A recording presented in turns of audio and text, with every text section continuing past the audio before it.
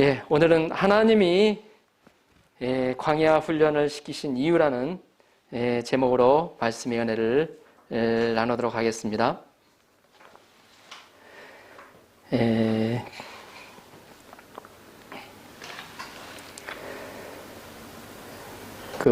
이스라엘 백성들은 40년 광야 생활을 하게 됩니다. 가나안 땅에, 그리고 나서 가나안 땅에 들어가게 됩니다. 그 가나안 땅에 들어가기 전 모세가 다시금 이스라엘 백성들에게 하나님의 말씀을 각인시켰던 말씀이 바로 오늘 본문 신명기 말씀입니다.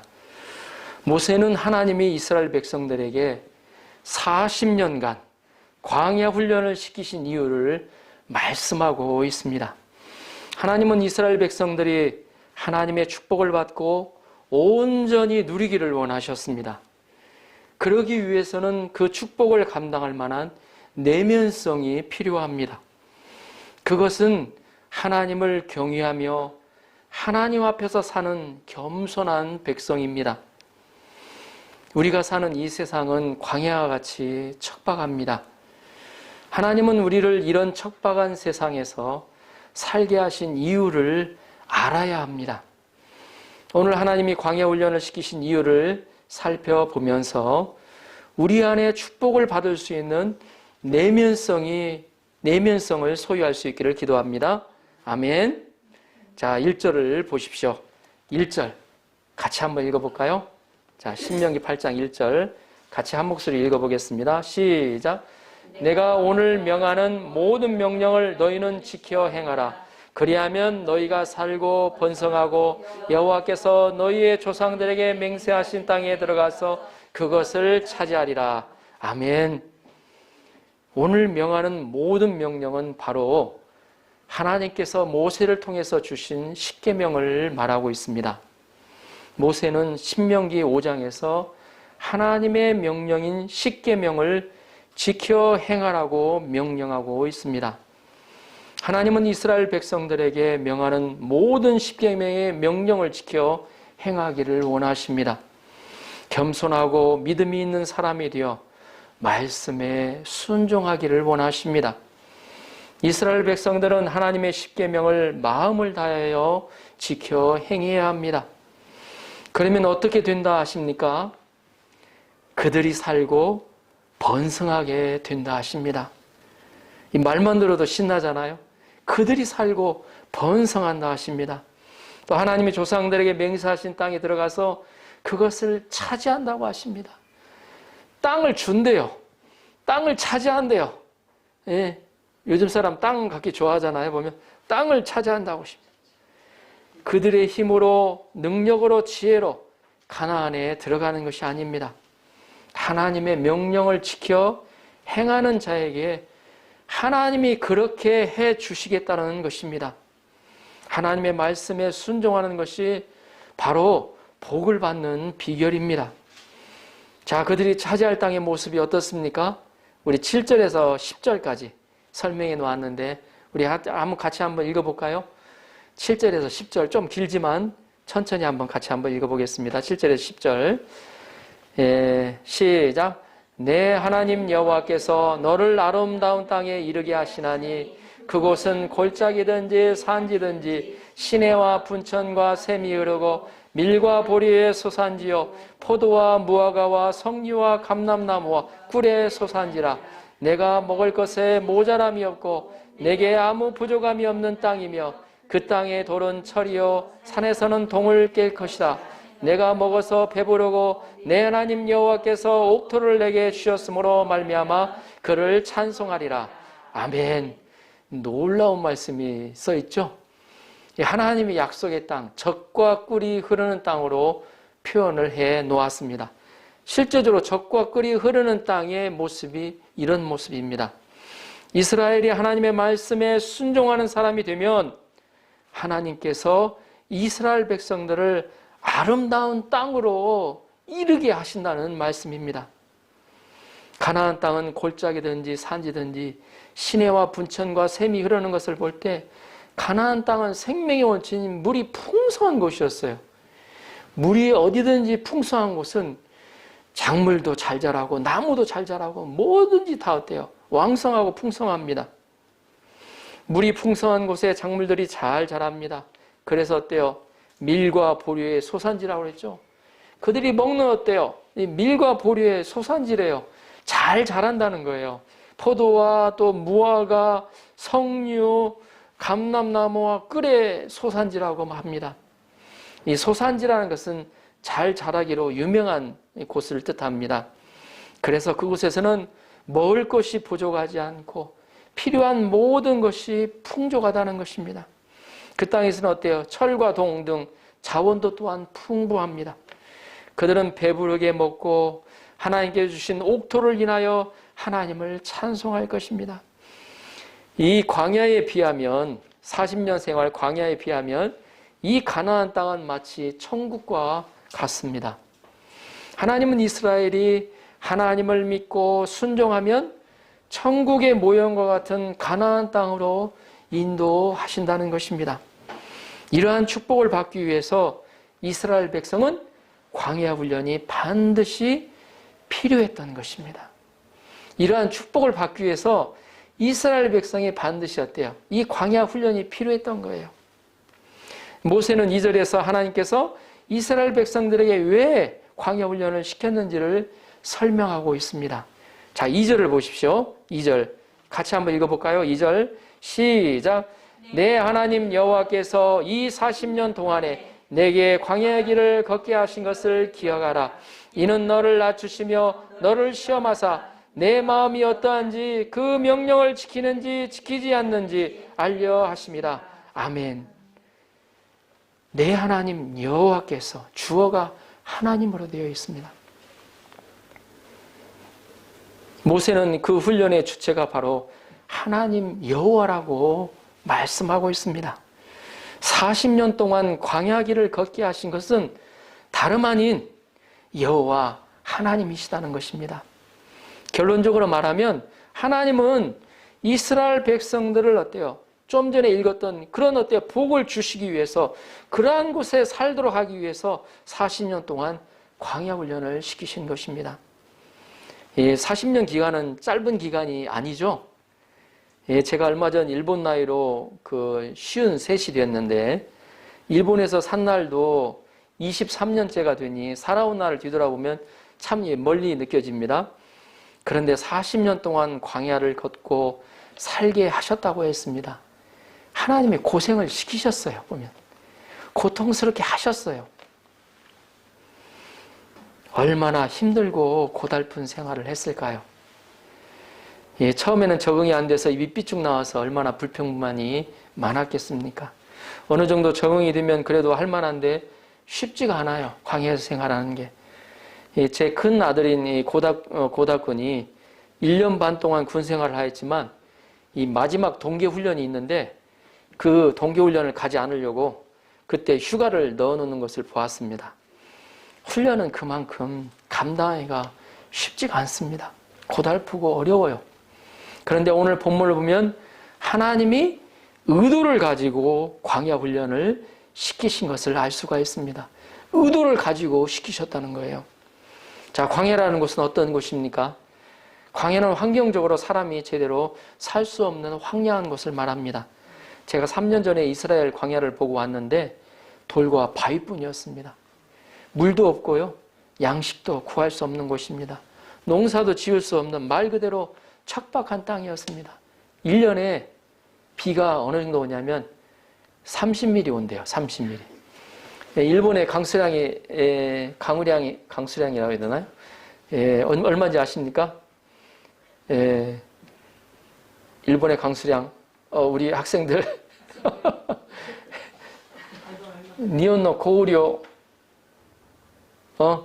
오베테로 샤카이 아니 파센트잖아. 그때 남미리리터로 제가 기억하기로는 1년에 한 3,700 정도 되는 걸로 기억하고 있습니다. 한국이 그보다 1000mm가 적은 2,700 정도 2,500에서 700 정도 되는 것으로 알고 있습니다. 일본이 물이 많아요. 물이 풍부한 나라예요. 세계에서 물이 풍부한 두 번째 나라, 일본입니다. 물도 없고 양식도 구할 수 없는 그런 척박한 땅. 먹고 싶은 것을 제대로 구할 수 없는 곳이에요. 나무도 없고 또 꽃도 없고 새도 동물도 없는 그러한 곳입니다. 때로는 모래 폭풍이 불어오죠. 또 뱀과 전갈이 있어서 항상 위험이 도사리고 있습니다. 하나님은 이런 이스라엘 백성들에게 그러한 곳을 자그마치 40년 동안 걷게 하셨습니다. 아유, 사랑한다며 왜 이렇게 하셔요? 그러잖아요, 보면. 왜 이렇게 고생시키세요? 그러한 곳에서 40년간 살게 하셨습니다. 몇 년 전에 우리 희원이와 선이가 미얀마에서 5일 동안 단기 선교사로서 생활하고 왔는데 그곳에서 40년 동안 살라고 하면 어떻게 살겠습니까? 지금은 쿠데타가 일어나서 함부로 들어갈 수도 없죠. 보면 우리 인생도 광야가 있습니다. 광야와 같이 힘들고 고통스러운 때가 있다는 것입니다. 옛말에 인간지사 세옹지마라는 말이 있습니다. 살다 보면 좋은 일도 생기고 또 나쁜 일도 생길 수 있다는 것입니다. 믿는 자도 구원받았다고 끝나는 것이 아닙니다. 세상에 많은 유혹으로 믿음의 길을 가야 할지 말아야 할지 갈등과 고민을 많이 하게 됩니다. 이스라엘 백성들도 출애굽한 후에 광야 훈련을 받았습니다. 그 광야 훈련을 통하여 하나님이 약속하신 가나안 땅, 젖과 꿀이 흐르는 가나안 땅을 차지하게 되는 것입니다. 그래서 광야 훈련은 어찌 보면 가나안 땅을 차지하기 위한 필수 과목이라는 것입니다. 선택 과목이 아니라는 것입니다. 그러면 하나님이 이스라엘 백성에게 광야를 걷게 하신 이유가 무엇입니까? 자, 두 가지 생각해 보겠습니다. 첫째, 그들을 겸손하게 낮추시고 믿음의 사람이 되기를 원하셨기 때문입니다. 2절 하반절을 다시 한번 읽어볼까요? 2절을 한번 같이 한번 읽어보겠습니다. 시작. 이는 너를 낮추시며 2절 하반절 이는부터요. 이는부터 다시 한번 읽어보겠습니다. 시작. 이는 너를 낮추시며 너를 시험하사 내 마음이 어떠한지 그 명령을 지키는지 지키지 않는지 알려 하심이라. 아멘. 옛날 스승들을 보면 제 아들에게 어때요? 처음부터 무술이나 학문을 가르쳐주지 않죠. 저도 취권이나 옛날 성령에 관한 영화를 많이 봤는데 처음부터 좋은 거 안 가르쳐줘요. 무엇부터 시키나요? 허드렛 일부터 시킵니다. 청소나 밥 짓는 것부터 시킵니다. 그리고 자세가 되었다고 생각하면 그때부터 무술이나 기술을 가르쳐줍니다. 하나님이 이스라엘 백성들에게 광야 생활을 시키신 것도 바로 자세 훈련을 시키신 것입니다. 이스라엘 백성들이 겸손하여 하나님의 명령에 순종하는 사람인지 아닌지를 시험하고 알기 위해서였습니다. 사람의 마음을 판단하는 중요한 잣대가 있다고 합니다. 그것은 그 사람에게 고난을 주어보면 그 사람의 마음이 어떠한지 알 수 있다는 것입니다. 고난을 주어보면 그 사람의 성품이 다 드러난대요. 하나님은 고난 중에도 말씀에 겸손히 순종하는가 아니면 자기 마음대로 사는가를 보신다는 것입니다. 잘 들어보세요. 하나님 말씀이 어때요? 겸손히 순종해서 사는가 아니면 자기가 어때요? 자기 마음대로 자기 생각대로 사는가를 보신다는 것입니다. 이는 궁극적으로 그들을 겸손한 순종의 사람으로 키우기 위해서입니다. 하나님은 광야 훈련을 통해서 이스라엘 백성을 겸손한 마음으로 말씀을 순종하는 거룩한 백성으로 키우고자 하셨습니다. 하나님의 사람들에게도 반드시 광야의 훈련 기간이 있었습니다. 구약에 나오는 요셉은 17살에 형들에게 팔려 애굽의 노예가 되었습니다. 말이 노예이지 그 당시에는 동물보다도 못한 취급을 받았습니다. 아버지인 야곱의 사랑과 총애를 한 몸에 받았던 요셉이 홀로 애굽에서 동물보다 못한 취급을 받았을 때 얼마나 힘들고 고통스러웠겠습니까? 우리 타향살이를 해보신 분들은 잘 알잖아요. 일본에 오신 분들은 아마 타향사를 해보셨기 때문에 그 심정을 알 거예요. 누구 친척이 있습니까? 누구 부모에 하소연할 것이 어디 있습니까? 남몰래 눈물을 훔치는 때도 많았을 것입니다. 일찍 어머니 라헬을 여인 그였습니다. 더구나 보디발 장군의 아내로부터 유혹을 받아서 그를 뿌리치다가 억울하게 공중 감옥에 갇혔을 때 그의 아픔은 얼마나 고통스러웠을까요? 그러나 그런 가운데서도 하나님을 바라보았습니다. 하나님을 바라보고 참고 또 참았습니다. 그러자 때가 되자 하나님은 꿈 해몽을 통해 그를 애굽의 총리로 높이셨습니다. 하나님은 가장 비천한 노예, 동물보다 못한 노예에서 애굽의 2인자인 총리로 높여주신 것입니다. 그는 자기를 노예로 팔아먹은 형들 앞에서 이렇게 고백합니다. 창세기 45장 7절 8절에 이렇게 기록되어 있습니다. 자기를 팔아먹은 형들 앞에서 이렇게 얘기했어요. 하나님이 큰 구원으로 당신들의 생명을 보존하고 당신들의 후손을 세상에 두시려고 나를 당신들보다 먼저 보내셨나니 그런즉 나를 이리로 보낸 이는 당신들이 아니요 나를 이리로 보낸 것은 형들이 팔아서 보낸 게 아니라 나를 이리로 보낸 이는 당신들이 아니요 하나님이시라. 아멘. 하나님이시라고 고백하고 있어요. 하나님이 나를 바로에게 아버지로 삼으시고 그 온 집의 주로 삼으시며 애굽 온 땅의 통치자로 삼으셨나이다. 혹자는 말합니다. 만약에 요셉이 애굽의 노예 생활을 하지 않았다면 총리로서 일을 해나갈 수 없었을 것이라고. 그는 노예 생활을 하면서 하나님 앞에서의 광야 훈련을 잘 받은 것입니다. 신앙 훈련을 받았고요. 그래서 어때요? 총리로서 얼마나 어때요? 갑자기 노예에서 총리가 되면 할 일이 얼마나 많습니까? 또 거느려야 할, 명령해야 할 거느릴 일이 얼마나 많습니까? 그걸 다 어떻게 했겠어요? 하나님 앞에서 기도하면서 하나님이 세우신 것은 분명히 하잖아요. 이 총리로서 세우신 것은 하나님이시다는 거. 그럼 하나님이 권위를 주셨기 때문에 그런 믿는 믿음으로 기도하면서 하나님 지혜를 주십시오. 어떻게 해나갈지 한 가지 한 가지 지혜를 주시도록 하나님께 의지하며 믿음으로 어때요? 그 일을 해나갔어요. 하나님은 광야 훈련을 통하여 요셉을 하나님의 사람으로 훈련하시고 구약의 예수님이라고 평가받을 정도로 아름답게 사용하신 것입니다. 둘째, 그 이유 두 번째, 사람이 떡으로만 사는 것이 아니라 하나님의 말씀으로 사는 존재임을 깨우쳐 주시기 위해서입니다. 3절을 보십시오. 3절 같이 한번 읽어볼까요? 3절 시작. 너를 낮추시며 너를 줄이게 하시며 또 너로 알지 못하며 내 조상들도 알지 못하는 만나를 내게 먹이신 것은 사람이 떡으로만 사는 것이 아니요 여호와의 입에서 나오는 모든 말씀으로 사는 줄을 내게 알게 하려 하심이니라. 아멘. 여기서 떡은 밥이에요. 밥은. 예. 요즘 사람들이 많은 얘기를 하죠. 먹기 위해서 산다는 말을 많이 하죠. 보면. 예.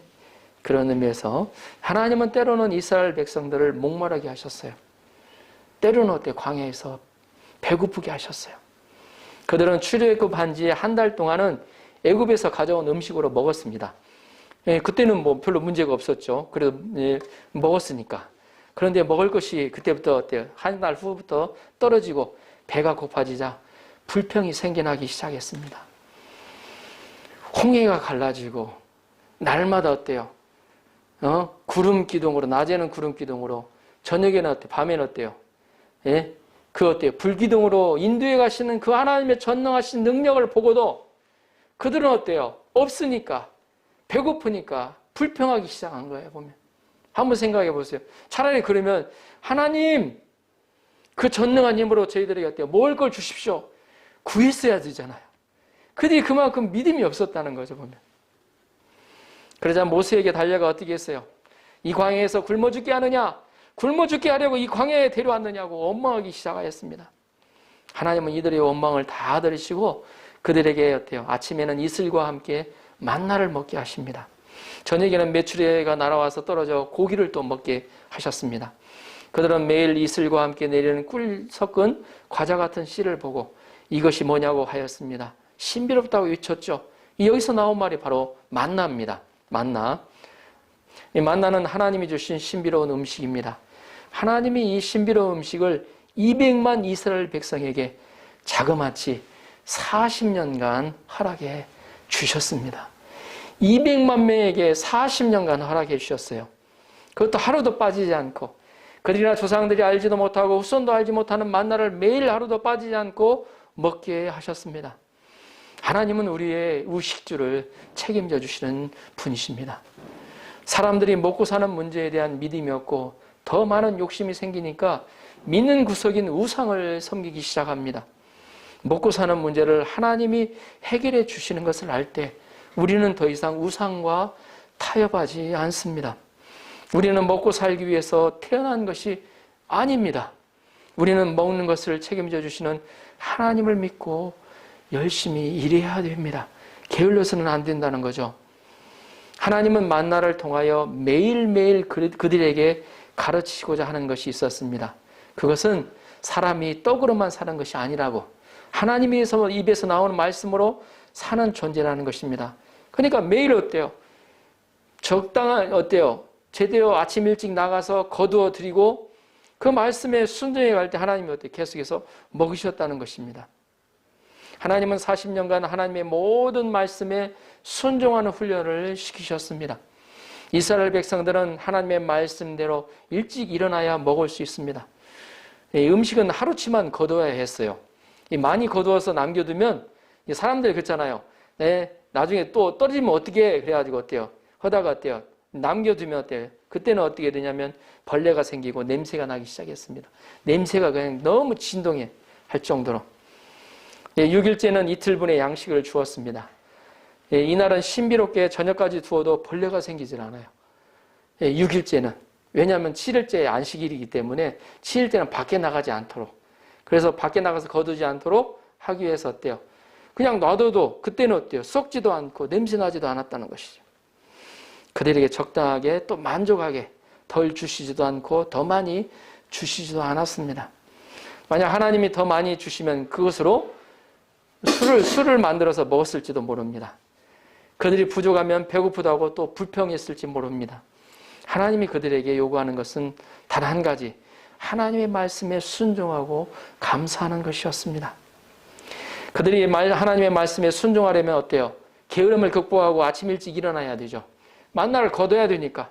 또 불신을 극복하고 저녁까지 남겨두지 말아야 돼요. 하나님 믿고 먹을 것만 딱 잡아가지고 어때요? 써야 돼요. 뭐 이틀분 잡을 필요 어때요? 더 거둘 필요 없다는 거죠, 보면. 그게 다 어때요? 불신으로 사느냐, 아니면 정말 믿음으로 맡기고 사느냐, 그게 어때요? 보여지는 거죠. 탐욕을 극복하고 안식일에는 나가지 말아야 합니다.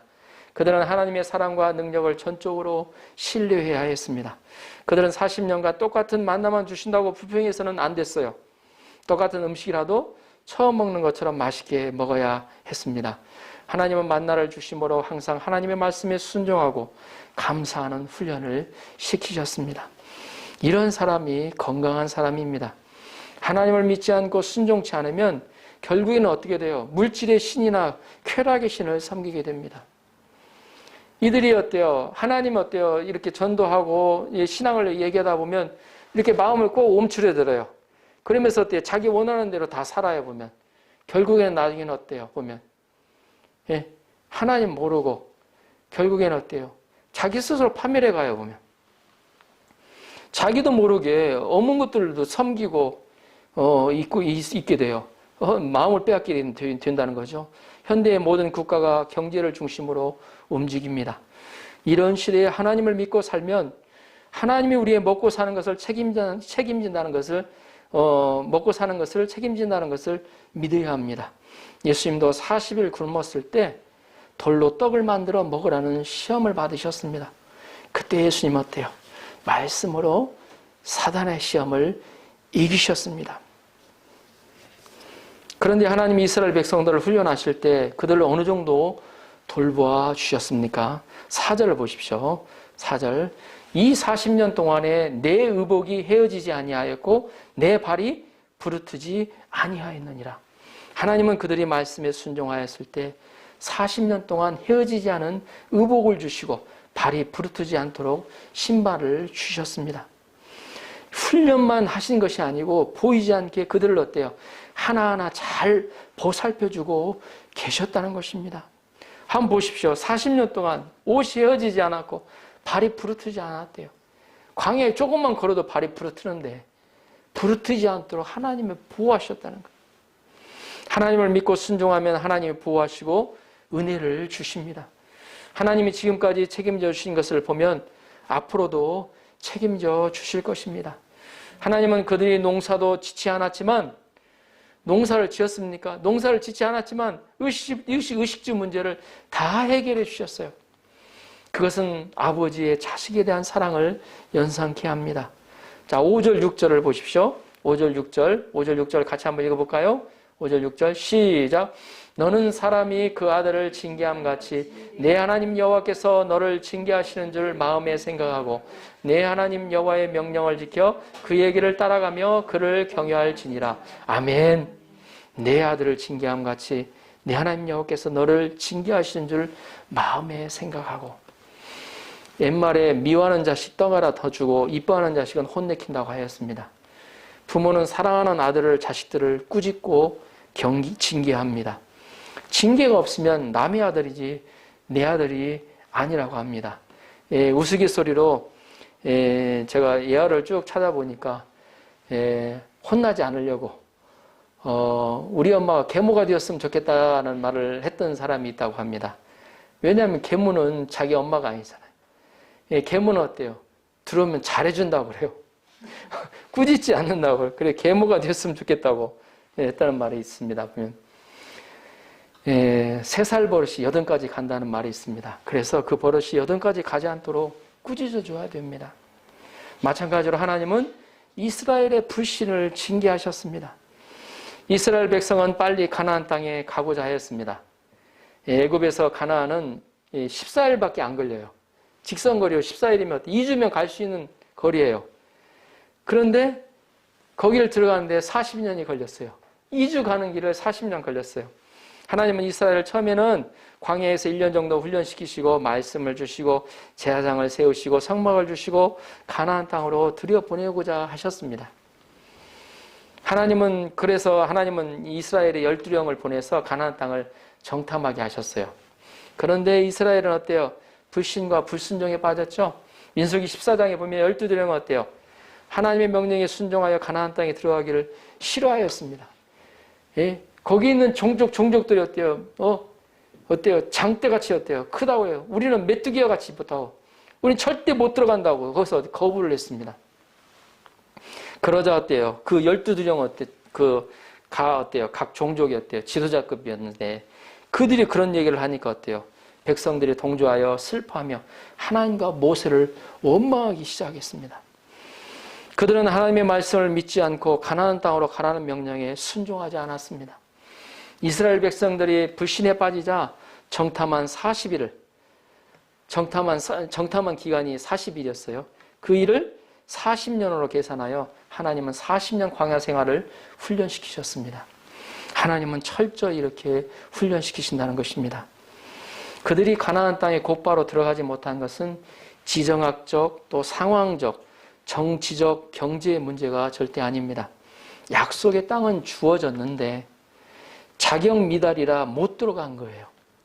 그들의 문제는 바로 신앙의 문제, 불신의 문제였어요. 선민으로서 믿음이 없고 인격이 없었던 거죠. 사람들은 불신과 불순종과 교만의 체질을 가졌습니다. 그게 보통 그렇게 돼 있어요. 그렇게 가져 있어요.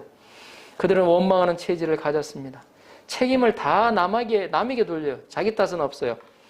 코로나로 인해서 미국에서 헤이트 아시아라는 것이 일어나는 것이 있죠. 보면 그게 하나님이 원하시는 게 아니라는 거죠. 정말 바른 자세라면 이것도 하나님이 주신 것으로 아시아에서부터 발생했기 때문에 너희 아시아들 다 미워하고 그런 마음은 이해는 가요.